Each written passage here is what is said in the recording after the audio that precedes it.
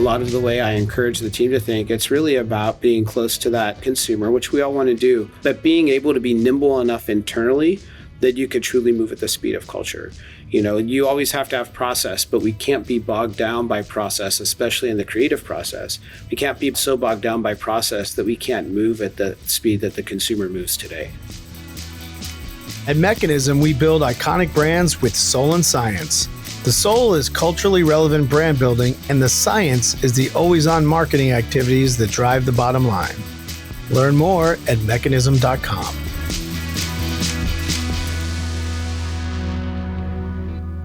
Modern-day flying has become more of a chore than an adventure. If you've read any headlines surrounding the airline industry in the past few years, it's clear that many customers have grown rather apathetic about which carrier they fly with. Long delays and cancellations, poor customer service, and fluctuating pricing all leads to a sourness in the industry. So how can an airline fly themselves back to customers' good graces? Well, today on Soul and Science, we aim to answer that exact question with the Managing Director of Advertising and Marketing at Alaska Airlines, Eric Edge.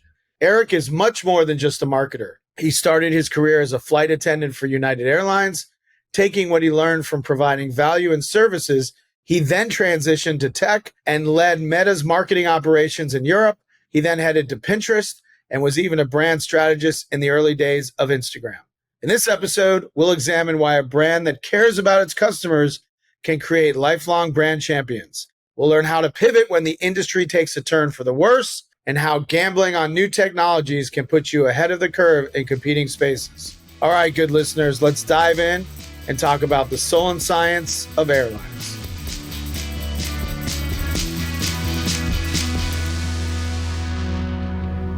Before we talk about your work with Alaska Airlines, I'd love to know how you came into marketing. Was that something you always wanted to do, or did you fall into it?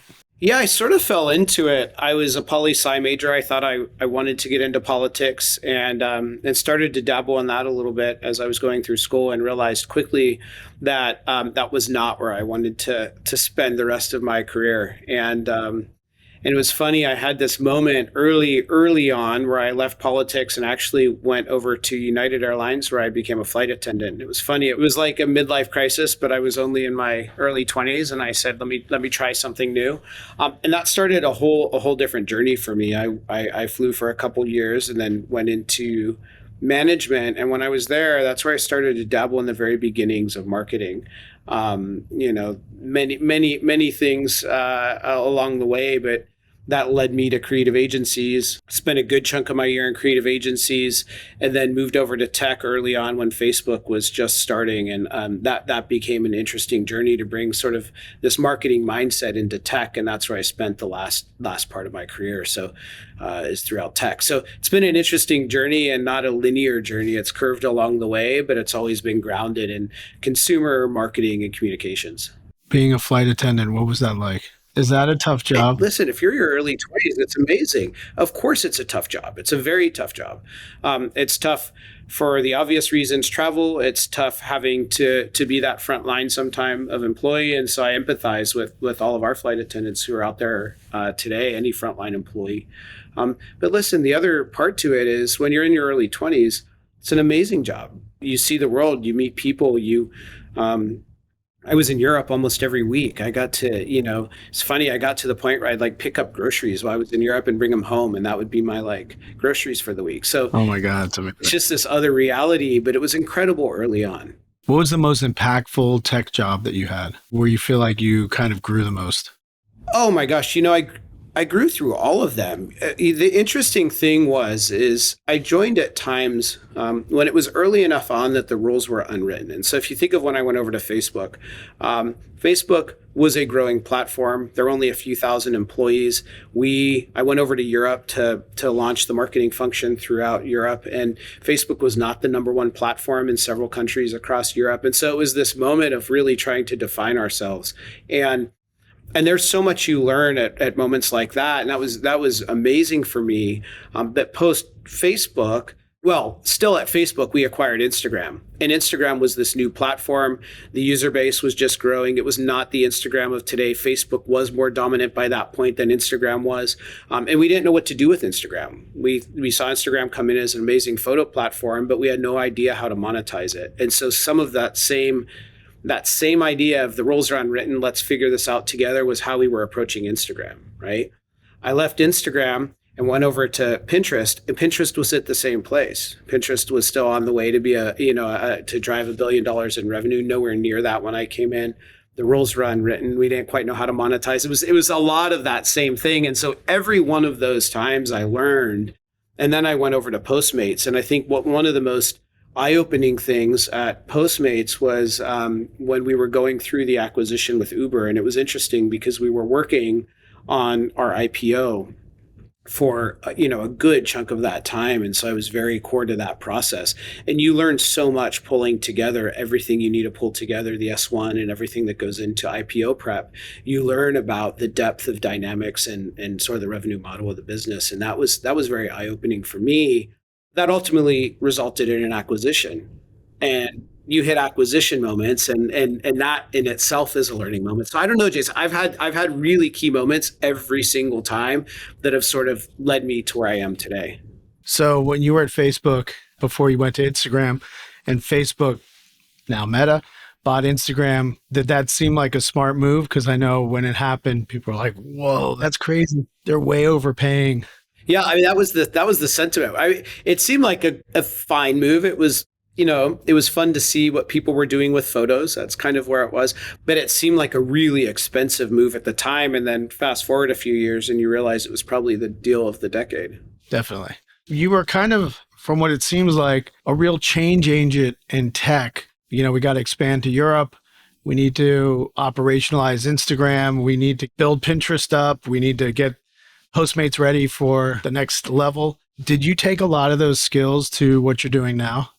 Oh yeah, I mean, I think anyone that goes through any form of their own career or personal journey takes the pieces along the way to deliver on what they do today. And yeah, for sure. I mean, there's so many things that apply to where I'm at today. I think the ability to be open to risk is one of those. I think calculated risk is key. But if you think of the early time that we had at tech platforms, everything was kind of a risk because the rules weren't written. And I think when you get, for me in my role today, I lean into just trying things. Like I encourage the team, try things. Right? We're not going to make decisions that put at jeopardy the core of the company or that are against our core values. But if we're working within that framework of putting our values first, our people first, and making sure that we're doing what we believe to be right for the brand, let's try things.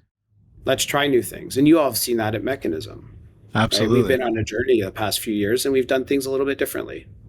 Definitely. And what do you think the Eric edge is? What are you particularly good at in your role that you bring that maybe others are not as good at? I think the ability to think differently and move at the speed of culture. It's something I've talked a lot about through my career, which is if we're able to understand culture and move at the speed of culture in everything that we do, and that you have to take risks to do that. You're able to capture a zeitgeist that you wouldn't be able to do otherwise. And so for a lot of the way I think and a lot of the way I encourage the team to think, it's really about being close to that consumer, which we all want to do, but being able to be nimble enough internally that you could truly move at the speed of culture. You always have to have process, but we can't be bogged down by process, especially in the creative process. We can't be so bogged down by process that we can't move at the speed that the consumer moves today. Is that hard to do in an organization, in a growing organization that has checks and balances? Is it hard to just make your own moves, or have you carved out a way to do that? I think it can be hard if you don't have trust within the organization. Now, Alaska is amazing. I think Alaska is a 92-year-old airline, but we are so entrepreneurial in our spirit and our nature. I think if you look at our history and where we've come from and how we've grown, everyone here is invested in doing the right thing and doing it in a way that's core to our brand and our brand DNA. And when you operate in that environment and you have the trust of your peers and leadership, and I think the team is all doing things for the right reason and within that framework, you're able to move much quicker than you would be if you don't have that alignment.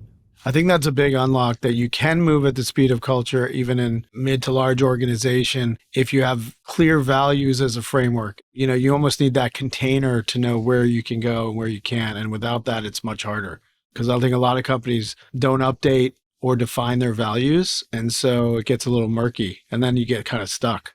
Can you give me, for our listeners, a brief synopsis of, the soul and science or the business of the airline industry? How do airlines in general make their revenue? Airlines are highly complex, as you can imagine, and there are so many factors that go into that question. At the highest level, if you think about it, we need to make sure that we have the best network possible, both for our guests that want to fly us. We take them to where they want to go, and that we're doing it in the most efficient way. If you're talking about revenue, you're doing it in the most efficient way, right? You want to make sure that you're flying to places people want to go. You're able to fill those planes, and you're able to fill those planes at a fare that works both for the guest but also for the business. And that's the most simple way of describing it. To your point, there are many factors that go into that. You mentioned fuel, like that's sort of somewhat out of our control, but that's a huge factor on whether or not you're going to be able to make money. And so at the highest level, that's the model. I think when you look at the industry and you realize that we all have that same model to work against, what becomes really interesting is being able to differentiate yourself in another way. And so, that gets in, you talked about the soul and the science. The soul is the brand. And so being able to differentiate yourself through brand, for us, everything we do is grounded in care. And that really allows you to have a differentiator. How important are other ways to drive revenue, either on a flight or, I don't know, I always think of credit cards with airlines, but how important are those ancillary revenue levers? Are they sort of top you off, but not really primary, or are those big drivers? No, they're all core drivers. Everything adds up. Yeah, everything adds up. So I would say that those are all important to our business, and every airline's business. Yeah. And you mentioned a little bit about if the way you drive revenue and profit for the industry is the same, and you started to talk a little bit about how Alaska stands out. How do you carve a niche for a 92-year-old brand that might be very well known for some, but when you add new routes, it might not be well known to, new customers that are coming to Alaska? That's where people come in, and that's where marketing comes in. If we're able to get you onto one of our airplanes, think of a new route, we're able to get you onto one of our airplanes, you're able to experience the care that is uniquely Alaska. And I'll give you context. I have my kids were on a plane, and they had limited exposure to Alaska when I was down in California. And moving up here to Seattle, obviously they're on Alaska all the time now. And kids, I love kids because you get their unfiltered opinion, right? They don't have the context or the baggage sometimes that you get from others. And so my kids said to me, they said, I really like Alaska. This was unsolicited. This was early on when I moved up here. And I said, why, guys? And they said, people are so nice. They're so much nicer than when we've gone onto these other airplanes, brand aside. They noticed that. And the fact that they noticed that, and it's something that has always been so core to who we are as a brand, it is our brand DNA. People and the care that they provide in every way at this company is so core to who we are. The fact that they noticed that says something. I mean, it is inarguably noticeable when you fly Alaska, though. And I think that to me is a internal marketing job first, because that value and thinking about the customer and having empathy and care, you don't think about that in a industry that is not a loved industry. People don't usually love their airline. And so when that care sort of platform was it developed from that's how the employees already act, and that's one of our values? Obviously, you won a lot of JD Power Awards, et cetera.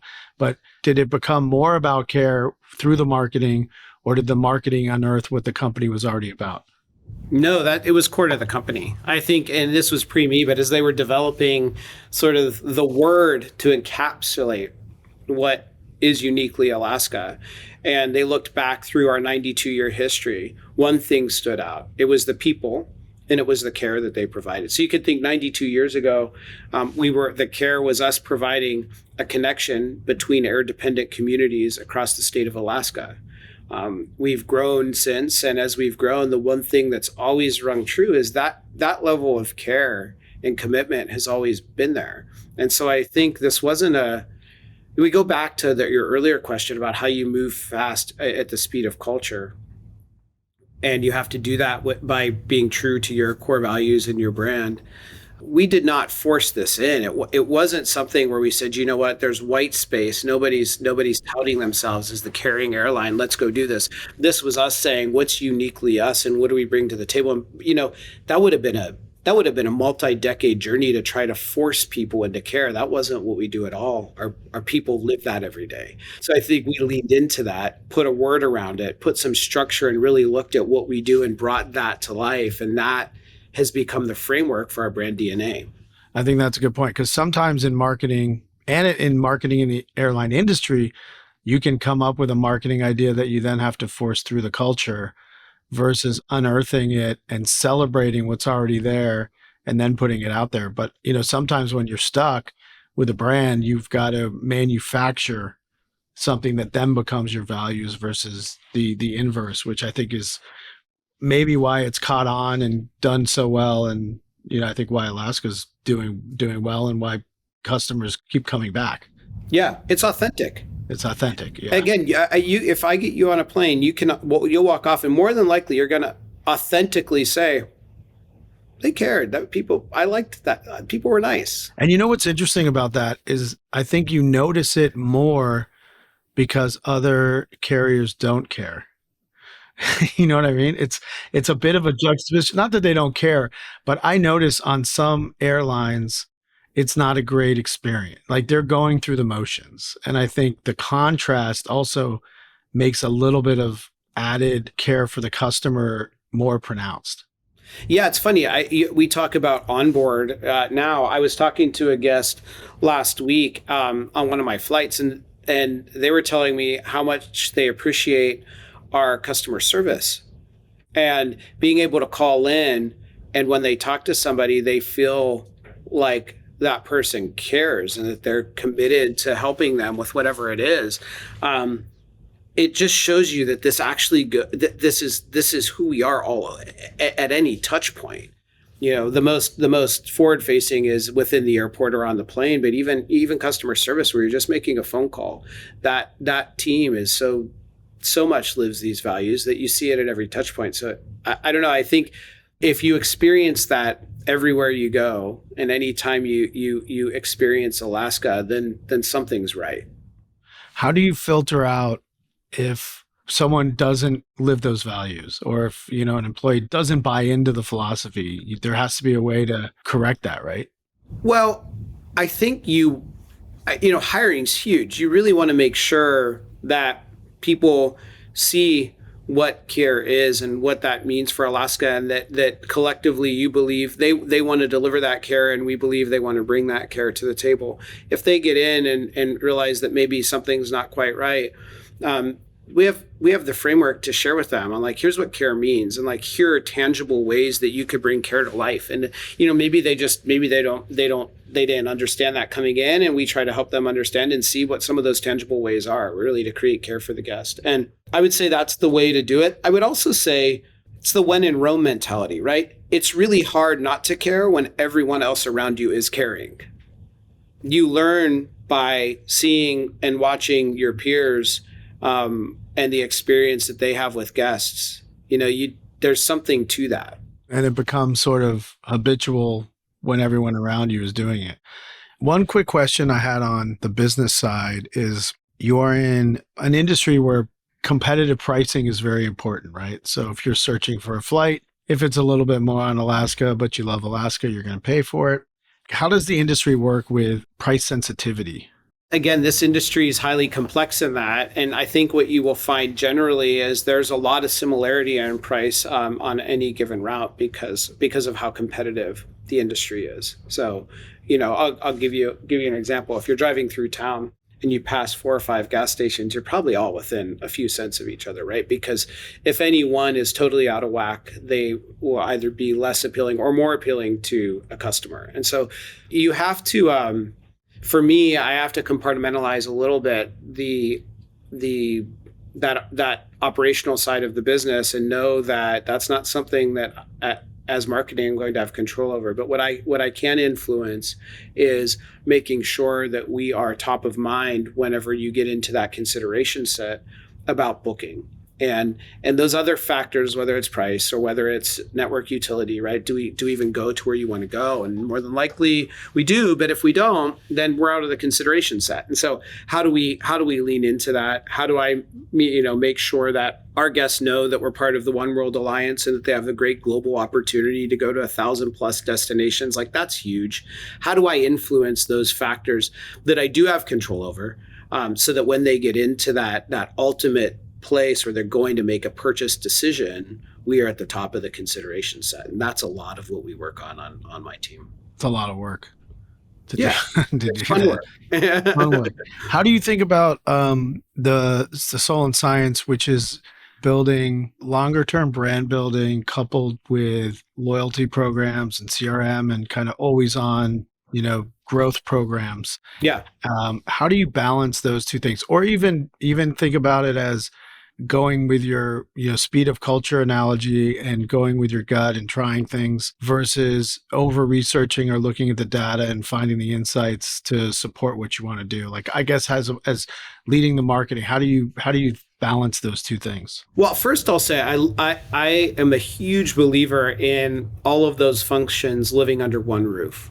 I think there's been organizations where I've seen that pop out, and that doesn't always work. You end up having sort of data competing against brand. They're almost like critiquing the work versus informing it, right? Totally, right. And when it's all together, we're all one team working with one sort of cohesive model, that full funnel mentality.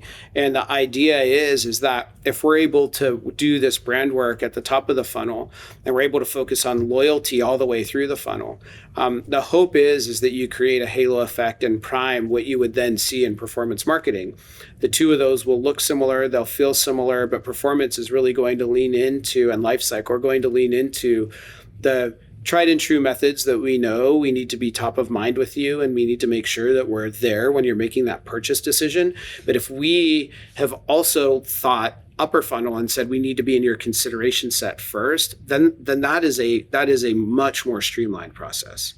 And the halo effect that you get for performance is so much more. And to be fair, the frequency that you might get with performance marketing is going to help us be familiar when we get into landing a new brand message. And so it's not only a funnel, it's a cycle, it's a circle. It's a loop that never ends. Yeah, I love that.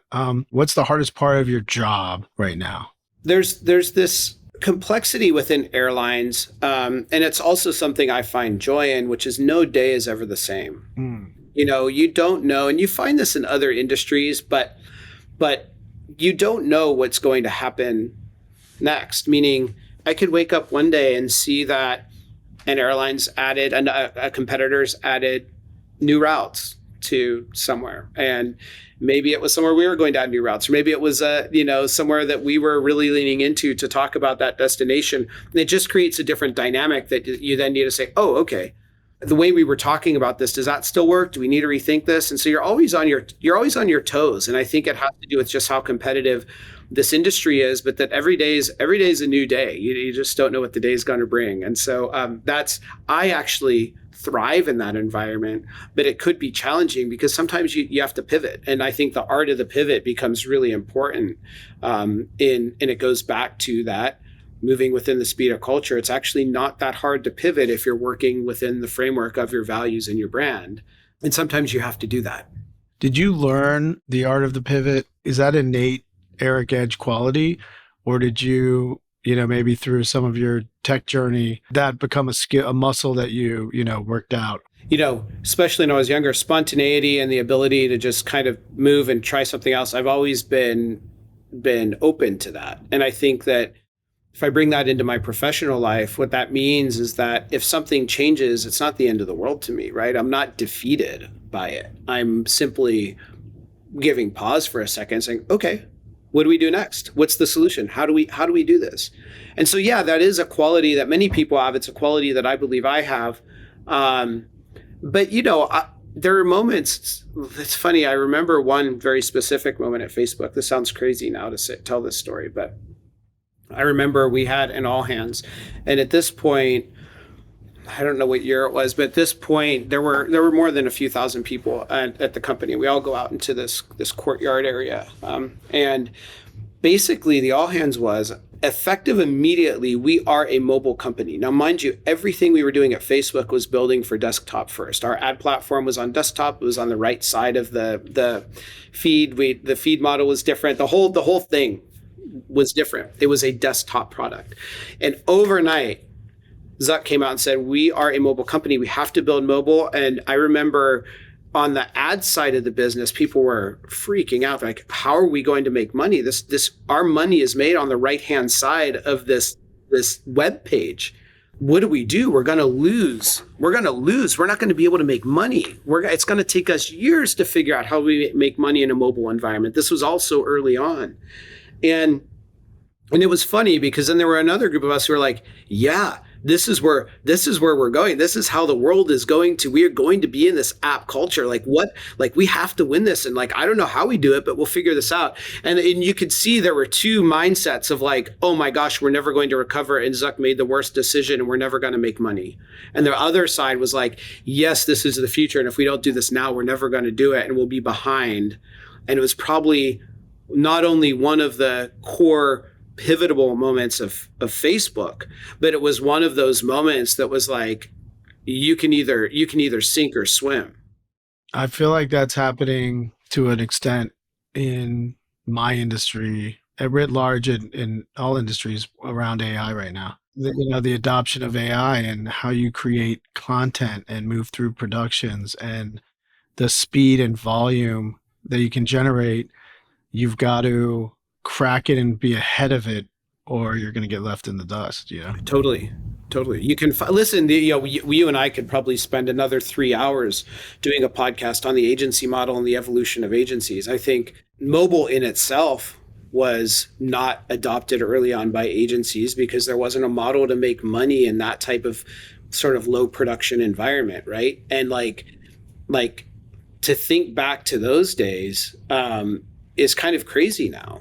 But there is so much resistance because it was hard to figure out what that model is. And I think you're spot on. Like, what needs to evolve? What is the new face of the agency model? And how do you think about it differently? Because there's a way to do this. There's a way to do it right. There's a way to make money doing it. But if we're thinking in the old ways of approaching this, it's not going to work. It won't be the future. No, you have to get ahead of it. And I think the hard thing sometimes is to discern what you have to jump after. Like mobile seemed obvious. AI now to me seems incredibly obvious. But at the advent of the metaverse and NFTs, you would think like, oh, we need an NFT strategy for all our brands. At some point you've got to like really critically think this is a trend, not a cultural change. This is a trend. And you have to discern which ones are and which ones aren't. Yeah. And listen, if you and I could do that right every time, we'd be living on I don't know, I'd be in the mountains somewhere, maybe you'd be on a beach on an island, but like, yeah, you're right. But AI is not going, it's not a trend. I think sort of the future on what that looks like and how that becomes actually a core enabler for agency instead of a blocker or something to fear is going to be the key for agency success moving forward in my mind. 100% agree. I've been having a lot of internal discussions around this very topic. I bet. What's the most rewarding part of your job? I love seeing two pieces of this. One is just the result of what you do. Now, the result could be the commercial being finished and it showing up on TV and us watching Super Bowl and all of a sudden there's your ad and you see all of the pieces that went into that, the complexity behind aligning on message and creative and production and the whole thing. And that comes out and you're like, wow, we did that. We're landing a message that's going to be of strategic importance to this business. Then seeing the results come in and seeing that people are actually changing their consideration set and they're thinking of you differently. And the fact that your teams are able to deliver something that's authentic to your brand and change how consumers generally think about you is incredible. It's an incredible responsibility, but it's also so rewarding to see when it actually works authentically to who you are.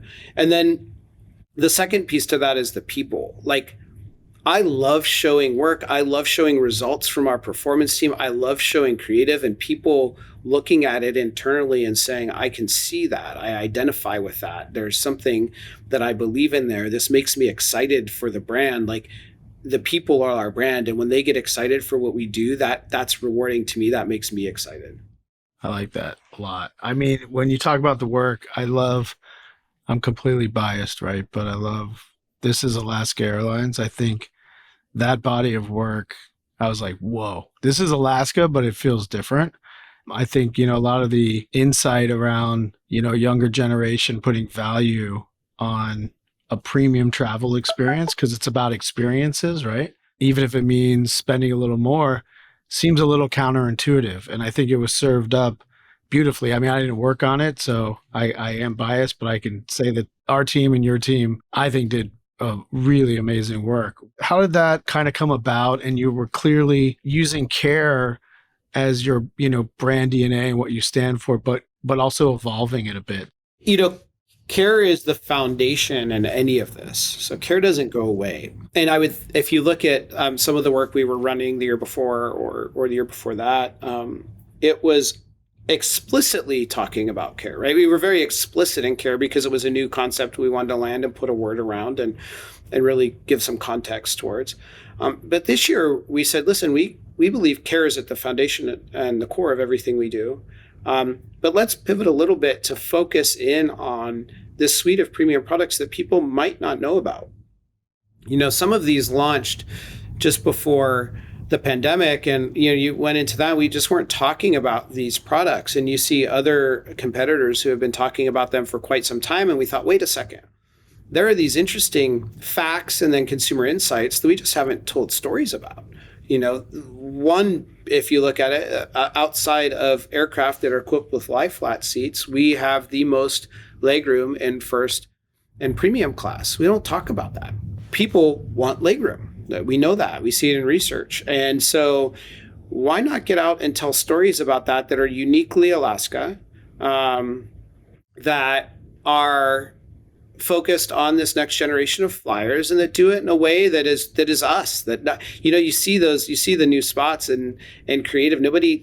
It's us. It would be really hard for someone else to run that, and that was key in us developing this new campaign. Is how do we keep care as that core and baseline, but then tell a story in a way that only Alaska could do, and I feel like we really delivered on that. Yeah, definitely, I agree. What are you most excited about for the future of Alaska Airlines? Oh my gosh, it sounds crazy to say this. We're 92 years old, but in so many ways, we're also just getting started. There's so much opportunity here. You think about us just being the leading airline on the West Coast. Like, where does that go next? How do we continue to engage people outside of the West Coast and just open their eyes to this experience and the care that is Alaska? And I think, we've done a great job of that in the Pacific Northwest. We continue to do that on our key markets up and down the West Coast. But how do we do more of that? How do we, as we expand into new markets and how do we get people to see us and experience us? And that's exciting to me. It's never a dull moment. There's only growth ahead. So how do we tackle that? And that gets really exciting. We're going to do 3 quick questions. One is, what is something inspiring you lately, whether it's in the culture or work? I'll go first, so while you think of yours. But mine's not that exciting, actually, this week. But Heinz Ketchup developed something called the Heinz insurance policy. They saw a trend on social media of people posting ketchup-related disasters.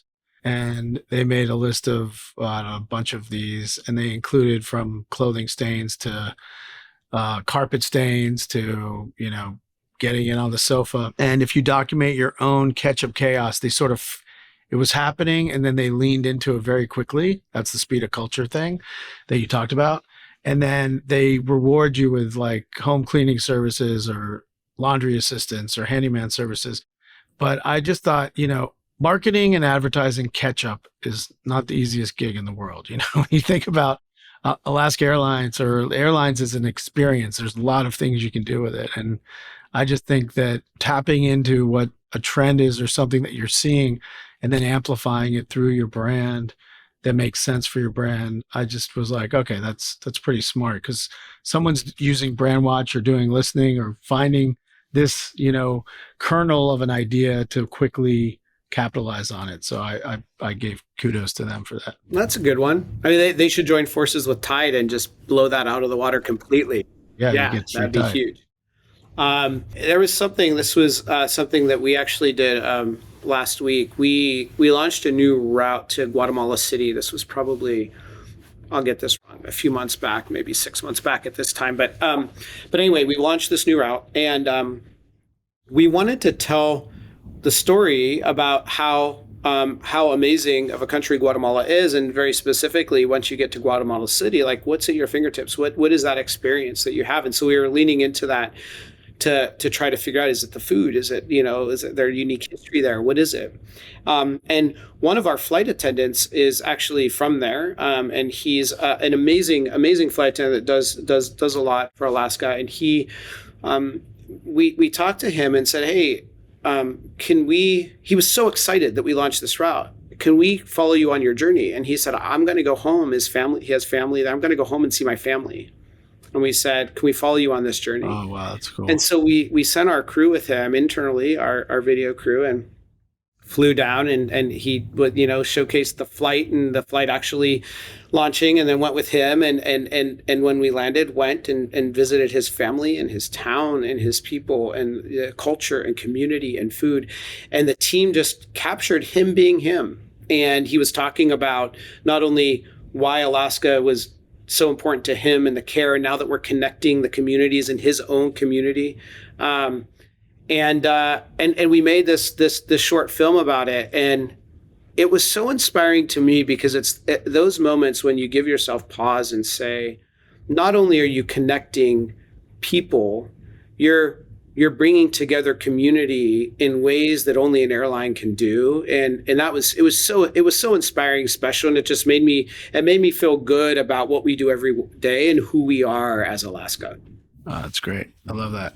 All right, one lesson that you've been thinking about in business lately. So mine comes from, the House voted to bill to ban TikTok, and then it has several steps to go. But, this came up 4 years ago and went away, and now it's back. I think one lesson is, because we do a lot on TikTok with different brands, and I think you got to always have a plan B and C. So when this comes up, all right, if it does go away, what platforms do we move to? If it doesn't go away, how do we advise brands? You've got to really think things through and not say we'll deal with it when it happens. My lesson is have plan A, but you got to have B and C also. It's a good lesson.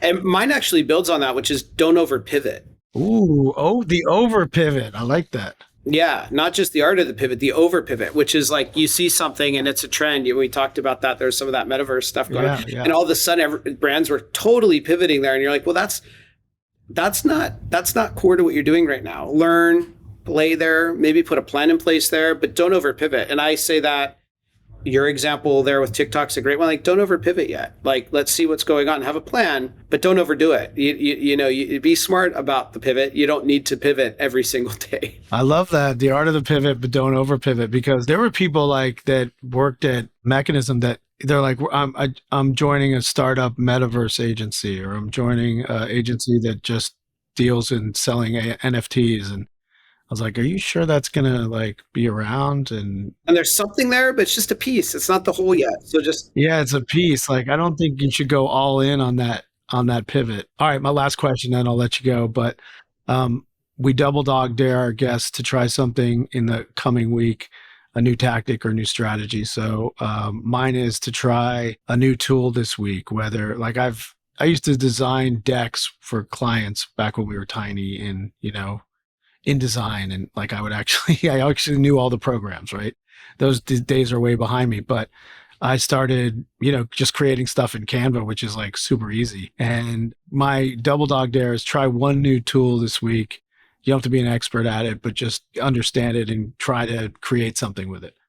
What's your double dog dare, Eric? Mine is go into your organization, figure out who the most junior person is on your team, have them tell you what one of their ideas are, and don't dig deep into it, and try to make it work. Give it a shot. See what happens if you do that. Maybe three ideas. 3 ideas. Pick one. Pick what? I'm just kidding. But you get nervous about it. But like try. I know immediately. I'm like, no, that. Oh no, I don't know about that. Try one. That's a great idea. Awesome. All right, Eric. Thank you so much for sharing your wisdom and all your career success, and we really appreciate your time and your wisdom today on the Soul and Science podcast. Thanks for having me. Soul and Science is a Mekanism podcast produced by Maggie Bowles, Ryan Tillotson, Tyler Nielsen, Emma Swanson, and Lily Jablonski. The show is edited by Daniel Ferreira with theme music by Kyle Merritt. And I'm your host, Jason Harris.